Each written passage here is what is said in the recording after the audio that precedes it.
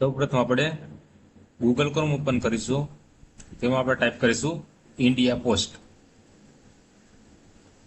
તેમની official website આવી જશે. આપણે ઓપન કરી લેશું India post GDS online.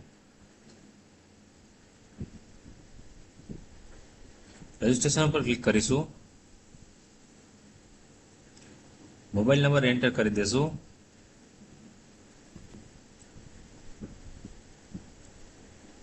Validate mobile number ઉપર ક્લિક કરીએ.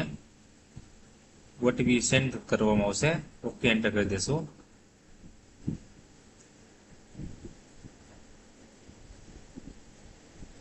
ઓટીપી એન્ટર કરી દઈએ.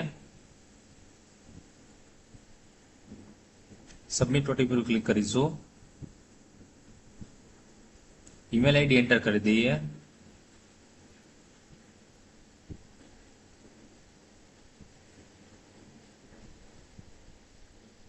વેલિડેટ ઈમેલ ઉપર ક્લિક કરીશું. ઓકે આપી દેશું. ઈમેલમાં જે ઓટીપી સેન્ડ થયેલ છે આપણે એન્ટર કરી દઈએ. ઇનબોક્સમાં ન આવ્યો હોય તો આપણે સ્કેમ ફોલ્ડરમાં પણ ઓટીપી આવેલા છે તેમાં આપણે એકવાર ચેક કરી લઈશું. સબમિટ ઓટીપી પર ક્લિક કરી દઈએ. એપ્લિકેન્ટ નેમ એન્ટર કરી દઈએ. જે નેમ છે તે આપણે 10માની માર્કશીટમાં જે નામ હશે તે જ આપણે એન્ટર કરવાનું થશે.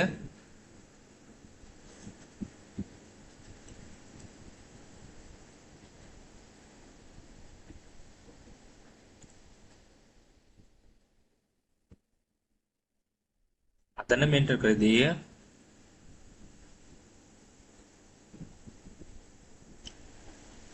ડેટ ઓફ બર્થ સિલેક્ટ કરી લઈએ.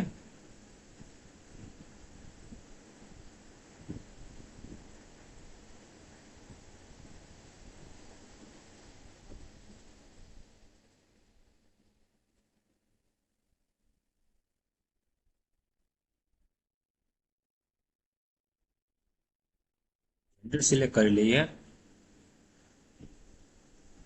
કોમ્બિનેશન સિલેક્ટ કરી લઈએ. સર્કલ સિલેક્ટ કરી લઈએ. સર્કલમાં ગુજરાત આવશે. પાસિંગ યર્સ આપણે સિલેક્ટ કરી લઈએ. જે 10માની માર્કશીટ હશે તેમાં આપણે જે પાસિંગ યર્સ કરેલ હશે તે આપણે સિલેક્ટ કરવાનું થશે. કેપ્ચા એન્ટર કરી દઈએ.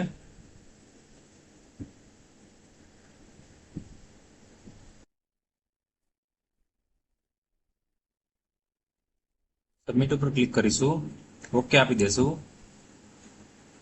રજીસ્ટ્રેશન ફર્સ્ટ ટેસ્ટ કમ્પ્લીટ થઈ ગયું છે. આપણે હવે સેકન્ડ ટેસ્ટ ઉપર હોઈ જઈએ. આધાર કાર્ડ નંબર એન્ટર કરી દેશું.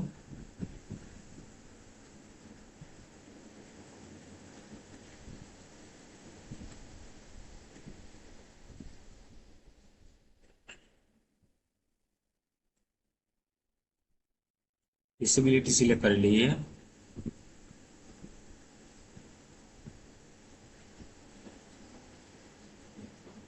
લેંગ્વેજ સિલેક્ટ કરી લઈશું. જેટલી તમને લેંગ્વેજ આવડતી તે આપણે સિલેક્ટ કરવાની થશે. આપણે સિલેક્ટ કરીએ છીએ ઇંગ્લિશ, ગુજરાતી અને હિન્દી. ઓકે ઉપર ક્લિક કરી દઈશું. એમ્પ્લોયર ઓનર્સનું સર્ટિફિકેટ હોય તો આપણે યસ આપીશું, ના હોય તો નો આપી દેશું.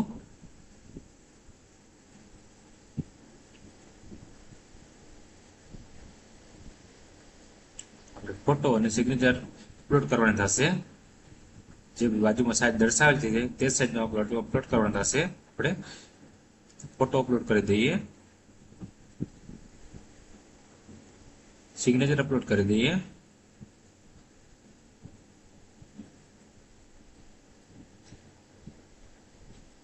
સબમિટ ઉપર ક્લિક કરી દઈશું. બધી ડિટેલ આપણે એકવાર ચેક કરી લેશું. નીચે ડિક્લેરેશન વાંચી લેશું અને ક્લિક કરી લેશું.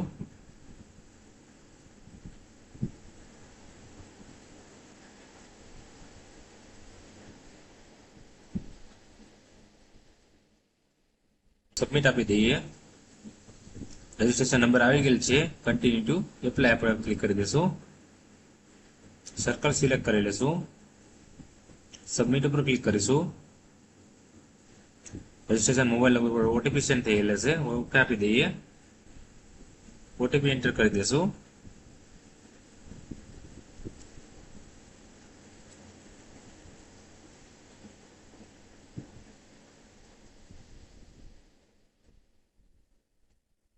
એન્ટર કરી દઈશું.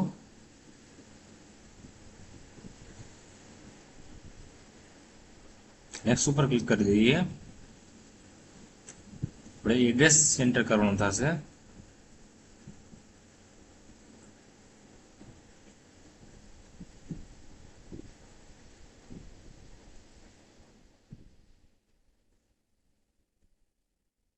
એડ્રેસમાં આપણે door number, house name, apartment number, state, city કે વિલેજ, પંચાયત કે ડિસ્ટ્રિક્ટ, પિનકોડ નંબર આપણે એન્ટર કરવાનો થશે.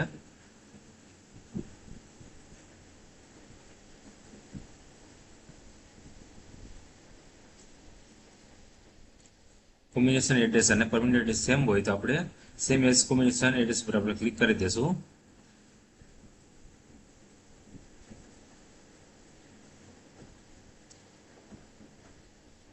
ઓટોમેટિક એડ્રેસ આવી જશે. આપણે જોઈ લઈએ year of passing secondary school તે આપણે ગ્રેડ ઉપર સિલેક્ટ કરવું છે કે માર્ક ઉપર તે આપણે જોઈ લેશું.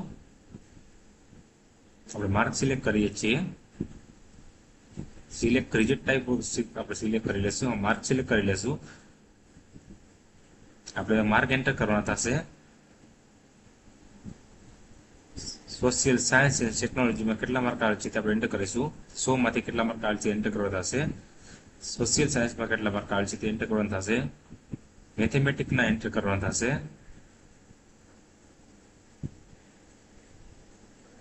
હવે સબ્જેક્ટ સિલેક્ટ સબ્જેક્ટ કરી લઈએ.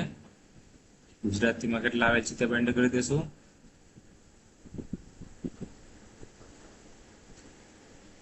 ઇંગ્લિશમાં કેટલા આવેલ છે તે આપણે એન્ટર કરી દઈશું.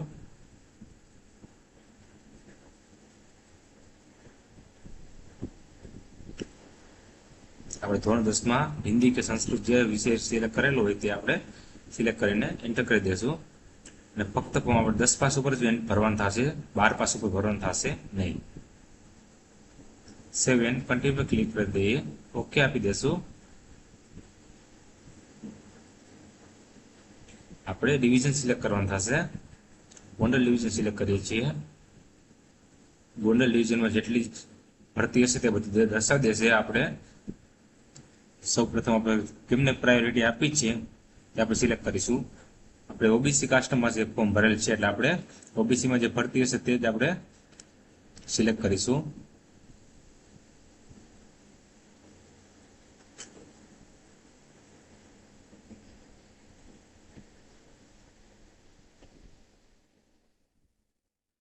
બધા વિલેજ આપણે એકવાર જોઈ લઈએ.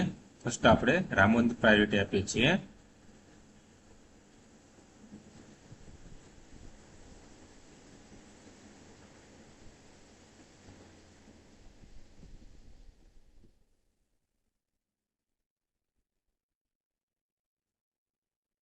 સેકન્ડ આપણે મોટી ખીલવણી પ્રાયોરિટી આપીએ છીએ. થર્ડ આપણે મોદિકાને સિલેક્ટ આપીએ છીએ. જોઈ શકો છો આપણે સિલેક્ટ કરીએ છીએ ઓબીસી હોય તે સિલેક્ટ કરીએ છીએ. ધોરાજીને સિલેક્ટ આપી છે ને દાદાને સિલેક્શન આપી દઈએ. બધી ડિક્લેરેશન આપણે વાંચી લઈશું અને ક્લિક કરી દઈશું. સેવ એન્ડ પ્રોસીડ પર ક્લિક કરીશું. ઓકે આપી દઈશું. ઓકે આપી દઈશું. ઓકે આપી દઈએ. હવે પેમેન્ટ કરવાનું થશે. મેક પેમેન્ટ ઉપર ક્લિક કરીશું.